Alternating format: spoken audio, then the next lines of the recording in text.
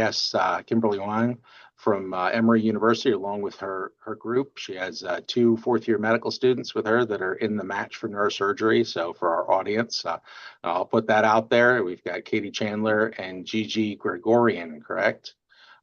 So they're going to discuss the clinical and genomic factors that differ in pediatric and adult pilocytic astrocytoma, a single center experience with over 350 patients. I'll remind our synchronous viewers that if you have any questions, please type them into the chat function, and we will get to any real-time questions during our Q&A at the second half of the session. So with that, Kim and group, please take it away. Yeah, thanks so much for inviting us here. Katie and Gigi, if you want to go over the slides. Great, yes, thank you. Can everyone see this opening slide okay? Great. That's great. Great. We'll go ahead and get started. Gigi, go ahead. So as was mentioned before, we are discussing our paper about pilocytic astrocytoma, comparing pediatric and adult populations. And as background, PA is the most common pediatric brain tumor and is thought to have a very good prognosis with strong survival outcomes. But PA is more rare in adults and often considered to be more aggressive and follow a more challenging course. There's been a look at tumor genomics, and BRAF mutations are most commonly studied and found to be involved in PA. The 2 main ones that are studied are the fusion and the V600E mutation. And to put this work into context, there's recently been a focus on outlining tumor genomics across tumor types, but including pilocytic astrocytoma, both for pediatric and adult populations. But there continues to be a gap in the literature comparing outcomes across the 2 age groups. So we sought to look at pediatric and adult PA and explore factors associated with disease trajectory in patients at our institution at Emory and Children's Healthcare of Atlanta. So to do this, we did a retrospective study of patients who underwent either biopsy or resection of PA between 2000 and 2023 at Emory University Hospital for Adults and Children's Healthcare of Atlanta Hospitals for Children. So as is consistent with the population, we found many more pediatric patients than adults in our time frame. There were over 300 children and 32 adults with PA. And one we'll call out on the first box here for tumor location. Cerebellar was most common across both groups, and the suprasellar region was next most common, and there was no difference in tumor location distribution across pediatric and adult age groups. One difference we found was a difference in the rate of obstructive hydrocephalus and EVD placement, but also want to point out there was no difference in shunt placement across the 2 groups, suggesting that the hydrocephalus was resolved during the hospital course. Continuing down in the second column for extent of resection, we found that there was a significant difference comparing pediatric and adult populations, whereby the pediatric group had a higher rate of gross total resection compared to adults. And finally, looking towards the bottom, at adjuvant therapy, only a minority of patients underwent adjuvant therapy for both pediatric and adult patients. In children, chemotherapy was more common, and in adults, radiation was more common, which is consistent with treatment paradigms across both groups. Next, to turn our attention to tumor genomics. As I said in the introduction, we looked at BRAF mutations and found that the fusion mutation was significantly more common in children than in the adult population in our group. There was no difference in the V600E mutation, but there was a much lower rate compared to the fusion across pediatric and adult patients. We also found no difference in the rate of recurrence and progression between BRAF mutated tumors and BRAF wild type tumors for both children and adults.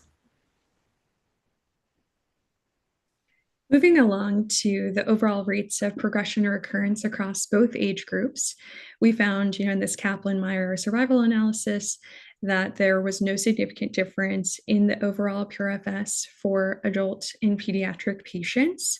When we looked at the pure rates of progression and recurrence, we found that in both groups, rates were overall fairly low, and there was no significant difference between the 2. When we thought about overall survival, we wanted to note that only one pediatric patient died over the course of our study, and this was in a delayed fashion, but thought to be due to complications of their initial resection, and there were no adult deaths in our cohort. Next, we turned our attention to some further predictors of overall disease trajectory for these patients. And we first looked at extent of resection. On the left-hand side, we have the pediatric cohort looking at the difference between those who had gross total resection versus those who had non-gross total resection or biopsy. And we found that children who had gross total resection had a longer progression recurrence-free survival. On the adult side, we did not find that the extent of resection was a predictor of disease trajectory in the same way. Next, we looked at the impact of tumor location on disease trajectory. Again, on the left-hand side, we see our pediatric cohort. And really, we see that a location did have a significant, or was a significant predictor of how these patients did over time, with those who had cerebellar tumors really at the top having the lower rates of progression recurrence or longer progression recurrence-free survival. And on the right-hand side with the adults, we're certainly limited by our number of adults here, but we saw that a tumor location was not a predictor of progression recurrence-free survival length. So in summary, pulling a few things together, we found that in our cohort, BRAF mutations were not associated with different rates of recurrence or progression compared to those with wild-type tumors in both the pediatric and adult cohorts. We found that adult PA patients did not have a worse overall survival or a shorter progression recurrence-free survival than children. And this is, divergent from the existing literature, which does suggest that adult PA may follow a more kind of aggressive disease trajectory. And we simply did not find that with what we were looking at. And lastly, we found that gross total resection and those who had tumors within the cerebellum is really predictive of longer progression recurrence-free survival in children, with no similar trends seen in the adult population. And this really brings us to our next steps, where we're certainly limited by the adult cohort, but this is in alignment with the rarity of pilocytic astrocytoma in the population. And so we really think that to be able to make good comparisons and really sink our teeth into more of these genomic trends, that we would need to approach a larger multi-institutional study or cohort to be able to more closely examine tumor trends in the adults and then further compare them with the pediatric population. And that's all Gigi and I have here. So thank you so much for having us. And Dr. Hoang, if you'd like to say a few words. Yes, thank you, Gigi and Katie, for doing an excellent job of going over the results in such a clear way. Just a sort of a big picture look at what we're studying here.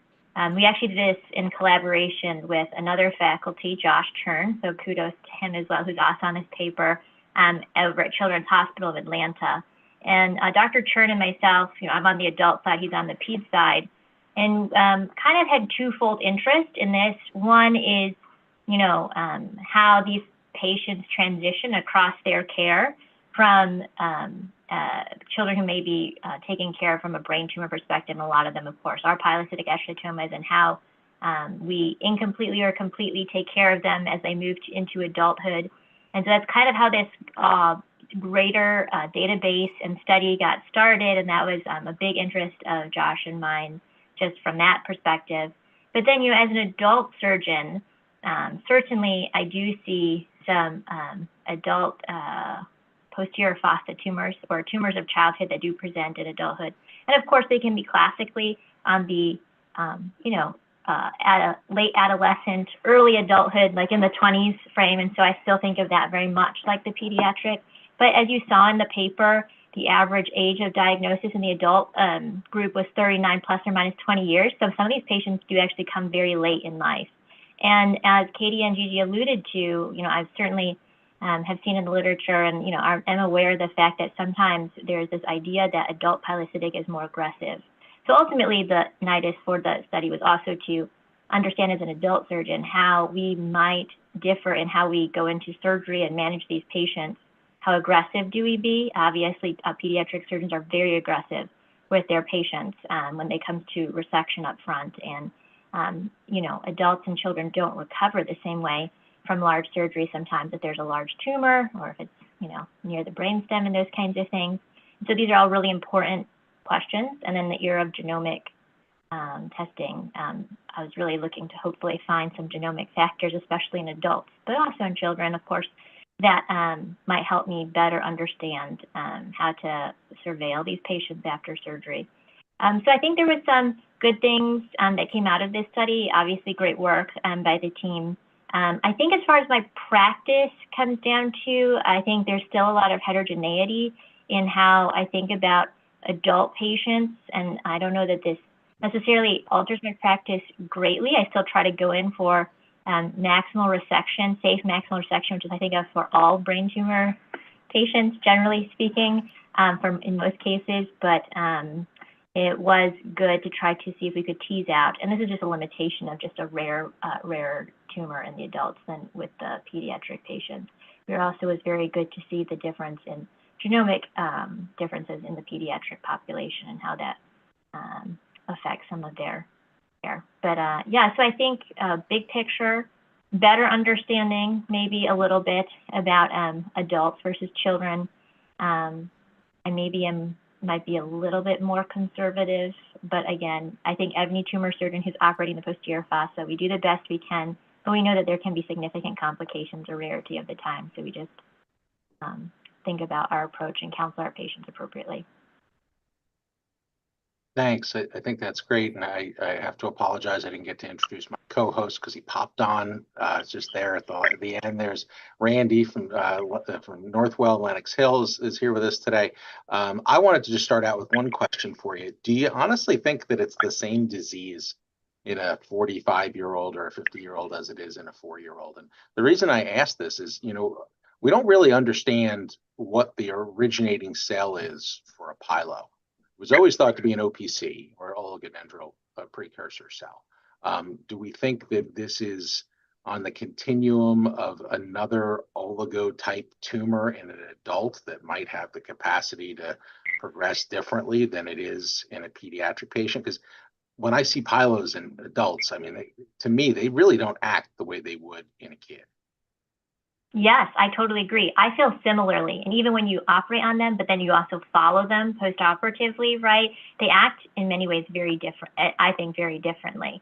And how much of that, of course, like I mentioned, is like youth versus age, right? Again, for some of our older patients, and how much of it is the actual biology of the tumor. That's really why my initial real push in this was to try to see genomic differences between the two groups. As a potential way to tease that out, really. And we did do some look at, because we do microarray on a lot of these tumors, we tried to see if there was chromosomal, or, you know, something, a mutational or chromosomal abnormalities that drove some of the difference that I feel I anecdotally see and has been suggested in the literature. I think the limitation of our study was we had 300 children, right, or 300 plus, and then we had 30 adults. So I agree with you, Chris. Like, I don't know that I'm convinced that it's all the same, one and the same, just because we didn't find that there was like a significant genetic difference or genomic difference between the two. I really would advocate for like bigger study in this area, because I agree, like just taking care of the patients, it really seems like very, still slow growing, but different, you know, different in its recurrence and aggressiveness. And I think, you know, it's access to the data, like methylation studies. We don't do those regularly for these kind of tumors. Sometimes in adults, we're surprised to find out it was a pilo. We took it out because it kind of had some heterogeneity. We might think that, you know, this is another cystic lesion with a mural nodule. Maybe it's a hemangioblastoma or something else, and get in there like, oh, no, it's a pilo. So we're happy at that point. We're like, oh, we got a WHO grade 1 lesion. You know, we're pleased. We can follow it. We can re-reject it if we need to. Maybe give it a boost of radiation. But I think this is an underserved population, certainly on the adult side. So with that, Randy, what do you got? Good afternoon, everyone. And sorry, I signed in just to you guys be with us. We lost you, Randy, for What's that?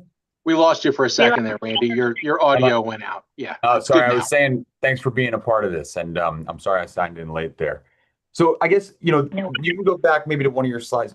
You didn't see any difference in the pediatric cohort or the adult cohort in terms of where these things are arising, correct? Um, and so I guess, and then correct me if I'm wrong, was there a difference in terms of fusion versus V600 in terms of location at all? I don't think we specifically reported this in the paper, but in a previous paper, I guess just looking at the pediatric patients, we found that the vast majority of the fusions were in the posterior fossa. Posterior fossa fusions. Yeah, I guess my question is really just based on, does the mutation matter? Because a BK fusion is probably more associated with a childhood disease versus like a point mutation, like a V600 in an adult. So does location matter? And then I guess knowing this information, an optic nerve, obviously pilocytic is very different than a cerebellar pilocytic. And so would it change your management in any way to kind of understand these things? I'm not sure it would. Yeah, I don't know that we have in this particular study the data to say, like, obviously, like you point out, optic nerve is very different than posterior fossa. I don't know that we have the data to say that it matters, right? For all those things that you brought up. But yes, so I think that's something that, again, probably benefit from larger numbers, frankly, if we're going to find a difference at all. Yeah, and it's so interesting to me that adults are getting radiation more than targeted therapy. Any comments on that? Yeah, that didn't surprise me as much. Like it was a big stark contrast when I saw it side by side. But I think if you think about, and again, I'm not a pediatric neurosurgeon, so it'd be great if Josh was here. But I do think like there is a sort of or like a dislike of radiation currently in the pediatric population, right? Like for its long-term effects, rightfully so. And certainly I would say, like, we also think about long-term effects in adults, but I think there is less of a bias against radiation in adults. And that's probably just from my experience and just in general, right? I refer people to radiation all the time, not for, obviously besides this, but there's just not that stigma, I think, about radiation as much. So it didn't surprise me as much, but good point. I get your point. Yeah.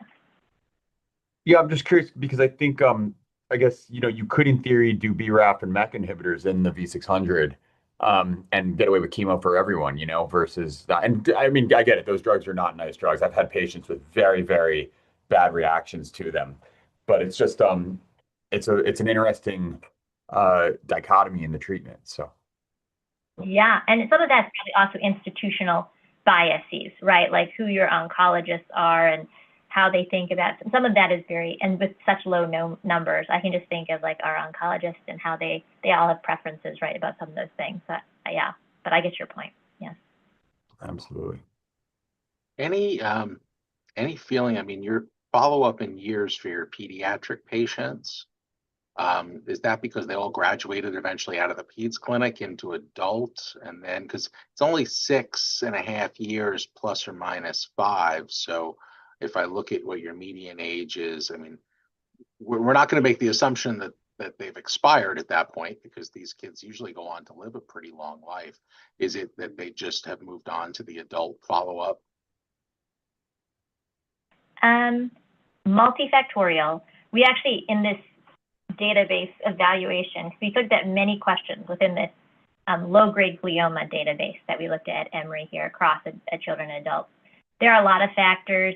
Some of it is just they're told they have a benign tumor. It's like with us with our meningiomas, right? You tell someone they have a benign tumor, they get their surgery done. You do encourage them to do surveillance. And then there's just a portion of patients and a lot of folks, especially because Children's Hospital of Atlanta is the only children's hospital, I believe, in the whole state of Georgia. So obviously people are coming in from quite far. And the point to come back for, you know, follow-up visits, as I'm sure it is in West Virginia too, it's just the motivation after like 5 or 6, I totally see that in my low-grade patients, my meningiomas too.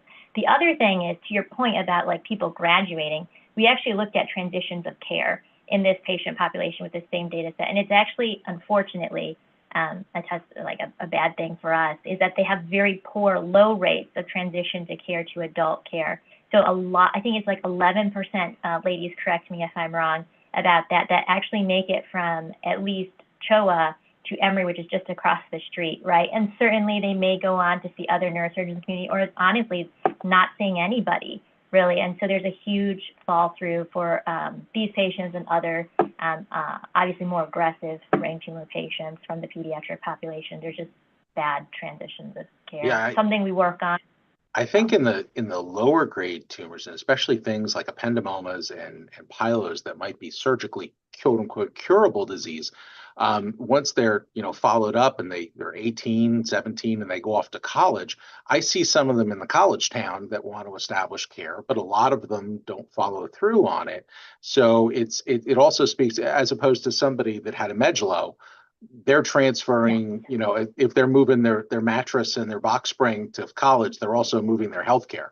You know, they want to establish care the first month that they're here because they're still on very, very close surveillance with their oncology team. So I think the challenge probably is also lies in the seriousness of the disease. And by that point, the likelihood of getting a recurrence, at least in their opinion, is lower. So maybe that is also another feature. Absolutely. Well, guys, we're at the 22-minute mark. It's obviously open still for you know, people viewing, but I wanted to just thank you again. I think, you know, these large cohort, you know, data studies are important, and you guys did a great job, and it always, you know, leads to more questions that I'm sure you guys will be fleshing out in the future. So thanks again for being with us. We like to keep these short and sweet and informative, and thanks, Chris, for taking over in the beginning, since I was running a little bit behind. No, thank you all. I think you guys did a great job, and we look forward to more submissions from the group to the JNO. Thank you so much for having us. All right. Take care. Have a great. Good luck in the